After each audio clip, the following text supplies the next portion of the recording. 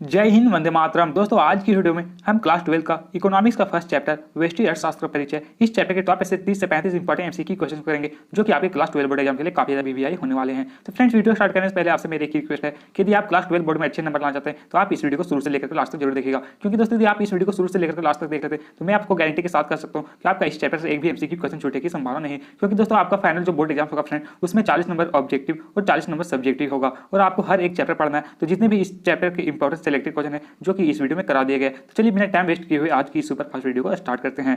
First question friend जो कि आपके स्क्रीन पर है कि अर्थशास्त्र के पिता कौन है, यानी को बताना फ्रेंड ये जो इकोनॉमिक्स है इसके पिता कौन है वो आपको बताना है। तो काफी बार क्लास 12 बोर्ड एग्जाम में पूछा जाता फ्रेंड कि अर्थशास्त्र के पिता कौन है। तो दोस्तों अर्थशास्त्र के पिता की बात करें तो इसके जो पिता है वो एडम स्मिथ है, यानी ऑप्शन बी यहाँ पे राइट आंसर हो जाएगा। फ्रेंड्स यहाँ पे जितने भी क्वेश्चन बताए जाएंगे इन सभी का आंसर आपको कमेंट बॉक्स में कमेंट करके जरूर लिखना, क्योंकि दोस्तों आप हर एक क्वेश्चन का आंसर यदि आप कमेंट बॉक्स में कमेंट कीजिएगा तो आपका कॉन्फिडेंस लेवल काफी ज्यादा बढ़ते जाएगा, इसलिए आपको हर एक क्वेश्चन का आंसर कमेंट बॉक्स में जरूर लिखना है। नेक्स्ट नंबर 2 में दिया गया कि व्यष्टि अर्थशास्त्र में शामिल होती है ना, आपको बताना इनमें से कौन सा जो है वो व्यष्टि अर्थशास्त्र में शामिल किया जाता है। ऑप्शन ए में दिया गया छोटी छोटी चर, ऑप्शन बी में दिया गया व्यक्तिगत इकाई, ऑप्शन सी में दिया गया व्यक्तिगत मूल्य निर्धारण, ऑप्शन डी में दिया गया इनमें से सभी। तो दोस्तों यहाँ पे जो राइट आंसर है वो जो ऑप्शन डी इनमें से सभी। जी हाँ दोस्तों, व्यष्टि अर्थशास्त्र के अंतर्गत छोटे छोटे चर को भी शामिल किया जाता है, व्यक्तिगत इकाइयों का भी अध्ययन किया जाता है और व्यक्तिगत मूल्य का भी निर्धारण किया जाता है। तो ऑप्शन डी यहाँ पे राइट आंसर हो जाएगा। नेक्स्ट वन 3 में दिया गया फ्रेंड कि अर्थशास्त्र चयन का तर्कशास्त्र है, किसने कहा है। दोस्तों ये जो कथन है कि अर्थशास्त्र जो है वो एक चयन का तर्कशास्त्र है, वो कौन सा अर्थशास्त्र के द्वारा कहा गया था वो आपको बताना है। ऑप्शन ए हिग्स, बी है केन्स, सी है रॉबिन्स या डी मार्शल। तो दोस्तों क्वेश्चन नंबर 3 का जो राइट आंसर है वो जो ऑप्शन सी मार्शल। जी हाँ दोस्तों, मार्शल ने ही कहा था कि अर्थशास्त्र जो है वो एक तर्कशास्त्र है, तो ऑप्शन सी यहाँ पे करेक्ट आंसर हो जाएगा। नेक्स्ट नंबर 4 में दिया गया फ्रेंड कि किसने कहा अर्थशास्त्र धन का विज्ञान है। काफी ज्यादा वीवीआई क्वेश्चन फ्रेंड, इस क्वेश्चन को आप लोग सभी वीवीआई कर लीजिएगा कि कौन सा अर्थशास्त्री ने कहा था कि अर्थशास्त्र जो है वो धन का विज्ञान है। तो दोस्तों ऑप्शन ये है रॉबिन्स, बी है मार्शल, सी है एडम स्मिथ या डी जेके मेहता। तो दोस्तों अर्थशास्त्र धन का विज्ञान है यह एडम स्मिथ के द्वारा कहा गया था, तो ऑप्शन सी यहाँ पे राइट आंसर हो जाएगा एडम स्मिथ। दोस्तों इसका एक पुस्तक था वेल्थ ऑफ नेशन जो कि 1776 में प्रकाशित हुई थी और एडम स्मिथ जो है फ्रेंड वो स्कॉटलैंड के नागरिक थे। नेक्स्ट नंबर 5 में दिया है फ्रेंड कि सबसे पहले माइक्रोज शब्द का प्रयोग किसने किया। आनी आपको बताना फ्रेंड कि सबसे पहले जो है वो माइक्रोज जो शब्द है इसका प्रयोग कौन सा अर्थशास्त्र के द्वारा किया गया। ऑप्शन ये है मार्शल, बी है केन्स, सी है रेगनर फ्रिश या डी बोल्डिंग। तो दोस्तों माइक्रोज शब्द का प्रयोग जो है वो पहली बार किया गया था वो रेगनर फ्रिश के द्वारा किया गया था, तो ऑप्शन सी यहाँ पे राइट आंसर हो जाएगा रेगनर फ्रिश। फ्रेंड्स यहाँ पे जितने भी क्वेश्चन बताए जा रहे हैं ये सभी क्वेश्चन आपके एग्जाम में काफी बार पूछे जा चुके हैं, तो प्लीज आप इन सभी क्वेश्चन को अच्छी तरीके से याद करते जाएगा। नेक्स्ट 6 में दिया गया कि पुस्तक वेल्थ ऑफ नेशन के लेखक, ये जो वेल्थ ऑफ नेशन बुक है इसके लेखक कौन है वो आपको बताना। दोस्तों वेल्थ ऑफ नेशन पुस्तक के लेखक की बात करें तो इसके जो लेखक है वो एडम स्मिथ है, तो ऑप्शन बी यहाँ पे राइट आंसर हो जाएगा एडम स्मिथ। और ये जो पुस्तक है फ्रेंड आपसे क्वेश्चन में ऐसे भी पूछा सकता है कि ये जो वेल्थ ऑफ नेशन पुस्तक है वो कब प्रकाशित हुई थी। तो ये जो पुस्तक है फ्रेंड वो 1776 ईस्वी में प्रकाशित हुई थी। नेक्स्ट 7 में दिया गया कि अर्थशास्त्र की कल्याण संबंधित परिभाषा के जन्मदाता थे, यानी आपको बताना कि अर्थशास्त्र में जो है ये कल्याण संबंधित परिभाषा है इसके जन्मदाता कौन है वो आपको बताना है। दोस्तों अर्थशास्त्र में कल्याण संबंधित परिभाषा के जन्मदाता की बात करें तो इनके जो जन्मदाता है वो अल्फ्रेड मार्शल हैं, तो ऑप्शन ये यहाँ पे राइट आंसर होगा अल्फ्रेड मार्शल। नेक्स्ट 8 में दिया गया फ्रेंड कि अर्थशास्त्र मानव कल्याण का विज्ञान है, यह कथन किसका है। यानी आपको बताना फ्रेंड ये जो अर्थशास्त्र है वो मानव कल्याण का विज्ञान है, ये जो कथन है वो किसके द्वारा कहा गया। दोस्तों आपको जितने भी कथन दिया गया है उसको आपको याद ही करना पड़ेगा, क्योंकि दोस्तों कथन आपसे डायरेक्ट पूछा जा सकता है कि ये जो कथन है वो किसके द्वारा दिया गया। तो यहाँ पे क्वेश्चन पूछा गया कि अर्थशास्त्र मानव कल्याण का विज्ञान है, यह कथन किसका है। तो ये जो कथन है फ्रेंड वो रॉबिन्स महोदय का है, तो ऑप्शन ये यहाँ पे राइट आंसर होगा रॉबिन्स। नेक्स्ट 9 में दिया गया फ्रेंड अर्थव्यवस्था की समस्या निम्नलिखित में से कौन है वो आपको बताना है। ऑप्शन ये है आर्थिक विकास, बी है साधनों का आवंटन, सी है साधनों की कुशलतम प्रयोग, ऑप्शन डी इनमें से सभी। तो दोस्तों ऑप्शन क्वेश्चन नंबर 9 का जो राइट आंसर है वो ऑप्शन डी होगा इनमें से सभी। जी हाँ दोस्तों ये सभी जो है वो अर्थव्यवस्था की समस्या है। नेक्स्ट 10 में दिया गया कि अर्थव्यवस्था को वर्गीकृत किया जाता है, आपको बताना ये जो अर्थव्यवस्था है इसको कितने भागों में वर्गीकृत किया जाता है वो आपको बताना। ऑप्शन ये है समाजवादी के रूप में, बी है पूंजीवादी के रूप में, सी है मिश्रित के रूप में या डी इनमें से सभी। तो दोस्तों ऑप्शन डी यहाँ पे राइट आंसर होगा। अर्थव्यवस्था का जो फ्रेंड वो समाजवादी, पूंजीवादी और मिश्रित 3 भागों में वर्गीकृत किया गया, तो ऑप्शन डी यहाँ पे करेक्ट आंसर होगा इनमें से सभी। नेक्स्ट 11 में दिया गया कि निम्न में से कौन सी आर्थिक क्रियाएं अर्थशास्त्र की अध्ययन सामग्री के अंतर्गत सम्मिलित की जाती है। यानी बताना फ्रेंड इनमें से कौन सी आर्थिक क्रिया है जो कि अर्थशास्त्र के अंतर्गत सम्मिलित की जाती है वो आपको बताना है। आप ऑप्शन ये है असीमित आवश्यकताओं से जुड़ी आर्थिक क्रियाएं, ऑप्शन बी दिया गया सीमित साधनों से जुड़ी आर्थिक क्रियाएं, ऑप्शन सी दिया ए और बी दोनों या इनमें से ऑप्शन सी में इनमें से कोई नहीं। तो दोस्तों यहाँ पे जो राइट आंसर है वो जो ऑप्शन सी इनमें से ऑप्शन सी ये और बी दोनों। दोस्तों ये दोनों जो है वो राइट आंसर हो जाएगा। नेक्स्ट 13 में दिया गया फ्रेंड कि उत्पादन वक्र का ढाल गिरता है। आपको बताना फ्रेंड उत्पादन जो वक्र होता है इसका ढाल ग्राफ में किधर गिरता है वो आपको बताना है। दोस्तों उत्पादन वक्र का जो ढाल है फ्रेंड वो हमेशा बाईं ओर खिसकता है। तो ऑप्शन यहाँ पे जो right answer friend option b होगा, बाईं से दाईं यानी ऑप्शन बी यहाँ पे राइट आंसर हो जाएगा। नेक्स्ट 14 में दिया गया फ्रेंड कि एक समाजवादी अर्थव्यवस्था का मुख्य उद्देश्य क्या होता है। आपको बताना है कोई भी समाजवादी अर्थव्यवस्था का जो मुख्य उद्देश्य है वो क्या होता है। मुनाफा कमाना, अधिकाधिक उत्पादन, आर्थिक स्वतंत्रता या अधिकतम लोक कल्याण। तो दोस्तों समाजवादी अर्थव्यवस्था का जो मुख्य उद्देश्य होता है वो हमेशा अधिकतम लोक कल्याण होता है। तो ऑप्शन डी यहाँ पे राइट आंसर हो जाएगा, अधिकतम लोक कल्याण। नेक्स्ट 15 में दिया गया फ्रेंड कि पूंजीवादी अर्थव्यवस्था में केंद्रीय समस्या का समाधान होता है। मेरे को बताना फ्रेंड ये जो पूंजीवादी अर्थव्यवस्था है इसमें केंद्रीय समस्या का जो समाधान है वो कैसे होता है वो आपको बताना है। ऑप्शन ये केंद्रीय सरकार द्वारा, ऑप्शन बी दिया गया मूल्य तंत्र द्वारा, ऑप्शन सी दिया गया केंद्रीय नियोजन द्वारा, तो ऑप्शन डी पूंजीपति द्वारा। तो दोस्तों क्वेश्चन नंबर 15 का जो राइट आंसर है वो हो जाएगा ऑप्शन बी मूल तंत्र द्वारा। जी हाँ दोस्तों, मूल तंत्र द्वारा जो फ्रेंड वो पूंजीवादी अर्थव्यवस्था में केंद्रीय समस्या का समाधान होता है। तो ऑप्शन बी यहाँ पे राइट आंसर हो जाएगा। नेक्स्ट 16 में दिया गया फ्रेंड कि उत्पादन संभावना वक्र का ढाल होता है। आपको बताना फ्रेंड ये उत्पादन संभावना वक्र है इसका ढाल क्या होता है, ऋणात्मक, धनात्मक, ऊपर से बाएं या इनमें से कोई नहीं। दोस्तों उत्पादन संभावना वक्र का जो ढाल होता है फ्रेंड वो हमेशा ऋणात्मक होता है। तो ऑप्शन ये यहाँ पे करेक्ट आंसर हो जाएगा, ऋणात्मक। दोस्तों जिन भाई और बहनों ने चैनल को सब्सक्राइब कर लिया उन लोगों को तहे दिल से धन्यवाद, और जिन लोगों ने चैनल को सब्सक्राइब नहीं किया यार प्लीज आप अपने सुंदर से हाथों से चैनल को सब्सक्राइब कर ले, क्योंकि फ्रेंड क्वेश्चन को टाइपिंग करने में काफी ज्यादा मेहनत लगता है और मैं आप लोगों के लिए हर एक चैप्टर के इंपॉर्टेंट एमसीक्यू क्वेश्चन लाते रहूंगा। तो आप प्लीज चैनल को सब्सक्राइब करके बेल आइकन बटन पर प्रेस कर दीजिएगा। लेकिन 17 में दिया कि किसने कहा कि अर्थशास्त्र कभी वास्तविक विज्ञान होता है और कभी आदर्श विज्ञान। आने आपको बताना फ्रेंड कौन सा अर्थशास्त्र के द्वारा जो कहा गया था कि अर्थशास्त्र कभी वास्तविक विज्ञान होता है और कभी आदर्श विज्ञान, वो आपको बताना। ऑप्शन ये मार्शल, बी है फ्रेडमैन, सी है किन्स या डी इनमें से कोई नहीं। तो दोस्तों क्वेश्चन नंबर 17 का जो राइट आंसर है वो जो ऑप्शन ये मार्शल। जी हाँ दोस्तों, मार्शल ने ही कहा था कि अर्थशास्त्र जो है वो कभी वास्तविक विज्ञान होता है और कभी आदर्शवादी विज्ञान होता है।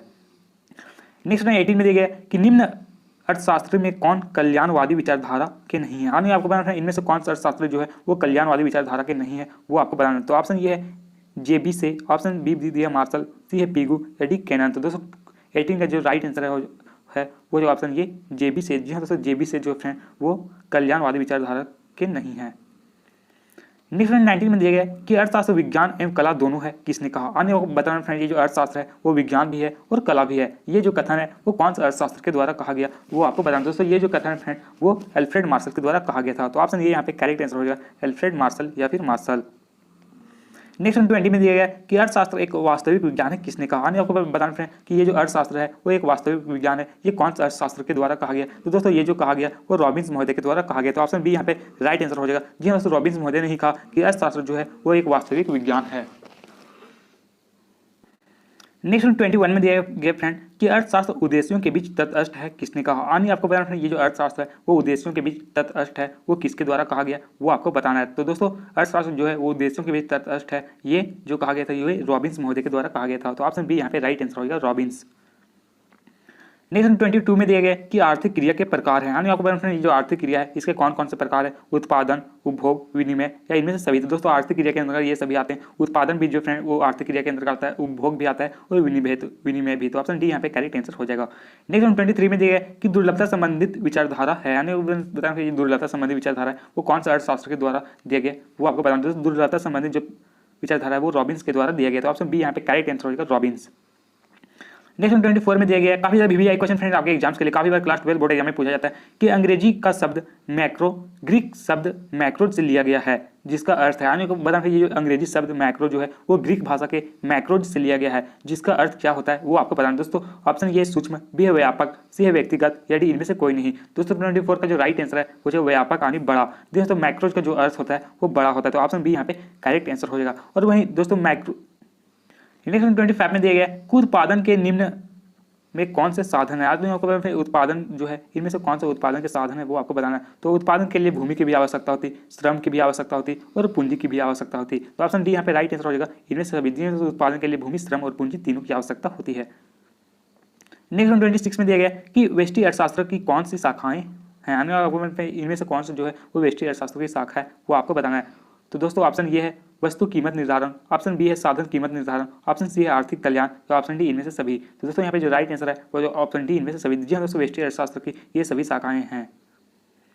नेक्स्ट 27 दिए गए कि समष्टि अर्थशास्त्र के अंतर्गत किसका अध्ययन किया जाता है। काफी ज्यादा VVI क्वेश्चन है कि समष्टि अर्थशास्त्र के अंतर्गत जो है वो किसका अध्ययन किया जाता है, वो आपको बताना है दोस्तों। राष्ट्रीय आय, कुल उत्पादन, पूर्ण रोजगार या इनमें से सभी। दोस्तों समष्टि अर्थशास्त्र के अंतर्गत जो है वो राष्ट्रीय आय का भी उत्पादन किया जाता है, कुल उत्पादन का भी अध्ययन किया जाता है और पूर्ण रोजगार का भी अध्ययन किया जाता है। तो ऑप्शन डी यहाँ पे राइट आंसर हो जाएगा, इनमें से सभी। कभी कभी क्वेश्चन में आपसे ऐसे भी पूछा जा सकता है फ्रेंड कि व्यष्टि अर्थशास्त्र के अंतर्गत किसका अध्ययन किया जाता है, तो आपको उसमें राइट आंसर करना होगा। नेक्स्ट 28 में दिया गया कि समष्टि अर्थशास्त्र के अध्ययन का विषय है, यानी आपको बताना है कि जो समष्टि अर्थशास्त्र के अध्ययन का इनमें से कौन सा विषय है वो आपको बताना है। तो दोस्तों 28 का जो राइट आंसर है वो हो जाएगा ऑप्शन ये, राष्ट्रीय आय का सिद्धांत। जी हाँ दोस्तों, समष्टि अर्थशास्त्र के अंतर्गत राष्ट्रीय आय के सिद्धांत के बारे में अध्ययन किया जाता है। तो ऑप्शन ये यहाँ पे राइट आंसर हो जाएगा।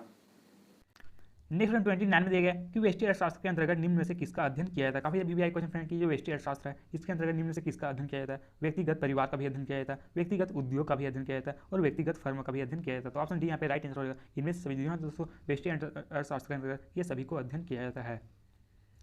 नेक्स्ट 30 में दिया गया कि आर्थिक क्रियाओं के निम्न में से कौन से प्रकार है, आपको बताना इनमें से कौन से जो है वो आर्थिक क्रिया के प्रकार हैं, वो आपको बताना। उत्पादन, उपभोग, विनिमय एवं निवेश या इनमें से सभी। तो दोस्तों यहाँ पे जो राइट आंसर है वो हो जाएगा ऑप्शन डी, इनमें से सभी। जी हाँ दोस्तों, ये सभी जो है वो आर्थिक क्रिया के प्रकार हैं।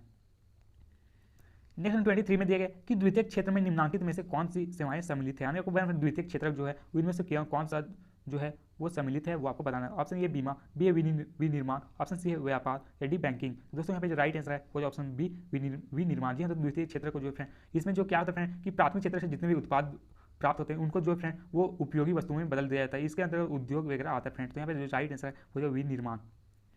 नेक्स्ट 32 में दिया गया कि माइक्रोज निम्न में से कौन सी भाषा का है। काफी अभी क्वेश्चन है कि जो माइक्रोज है वो इनमें से कौन सा भाषा का शब्द है वो आपको बताना है। दोस्तों माइक्रोज जो है वो ग्रीक भाषा का शब्द है, तो ऑप्शन बी यहाँ पे करेक्ट आंसर होगा ग्रीक।